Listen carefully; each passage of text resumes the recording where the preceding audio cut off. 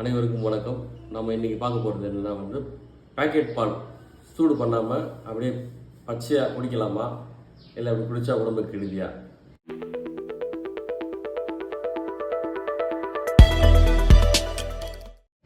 என்னைய பொறுத்தளவில் அந்த பேக்கெட் பாலில் பாஸ்டரைசேஷன் அப்படின்னு எழுதியிருந்ததுன்னா, பாஸ்டரைஸ்ட் ஹோமோஜனைஸ்ட் அப்படின்னு எழுதியிருந்ததுன்னா அதை நீங்கள் தாராளமாக காய்ச்சாமல் குடிக்கலாம்.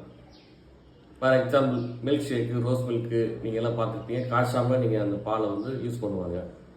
பட் அப்படி யூஸ் பண்ணுறது ரைட்டா தப்பா அப்படின்னு நிறைய பேருக்கு அப்படி ஒரு கேள்வி இருக்கும் மனசில். பட் யூஸ் பண்ணலாம். ஏன்னா பாஸ்டரைசேஷன் அப்படின்னா பாலை நம்ம கிராமங்கள்லேருந்து கலெக்ட் பண்ணுறா சொல்கிறாங்க. அந்த மாட்டிலேருந்து கறந்ததுக்கப்புறம் அதை ஒரு ஹை டெம்பரேச்சரில் ஸ்டீம் பண்ணி அதை ஹீட் பண்ணிவிட்டு அதில் உள்ள பாக்டீரியா ஃபுல்லாக 99.9% அதை கொண்டுட்டு அந்த பாக்டீரியாஸ்லாம் கில் பண்ணிவிட்டு அதுக்கப்புறமா அதை ரேபிட் கூலிங் பண்ணுவாங்க. ஃபாஸ்ட்டாக கூலிங், மறுபடியும் அது க்ரோத் ஆகிறதுக்கு முன்னாடி அதை ரேபிட் கூலிங் பண்ணோடனே அந்த ஃபர்தராக பாக்டீரியா க்ரோத் ஸ்டாப் ஆகிடும். அதுக்கப்புறம் அதை பேக்கெட் பண்ணி டெம்பரேச்சரில் வைக்கும்போது அந்த கூலிங் இல்லாத அந்த கூலிங்கில் பாக்டீரியா ஃபர்தர் க்ரோத் ஆகாது. ஸோ இதுதான் பாஸ்டரைசேஷன் அப்படின்னு சொல்லுவாங்க.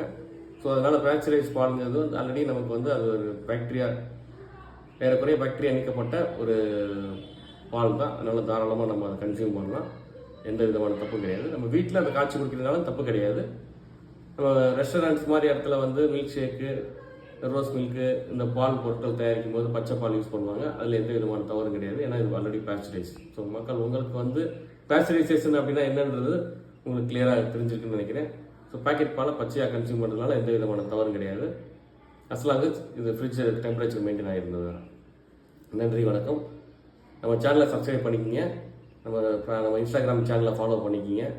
ஸோ நான் ஃபர்தராக ஒரு நல்ல யூஸ்ஃபுல்லான டிப்ஸ்லாம் நான் கொடுத்துட்டே இருப்பேன். அதை நீங்கள் இப்போ டெய்லி உங்கள் வீடியோவுக்கு உங்களுக்கு வந்துடும். ஸோ நன்றி, வணக்கம்.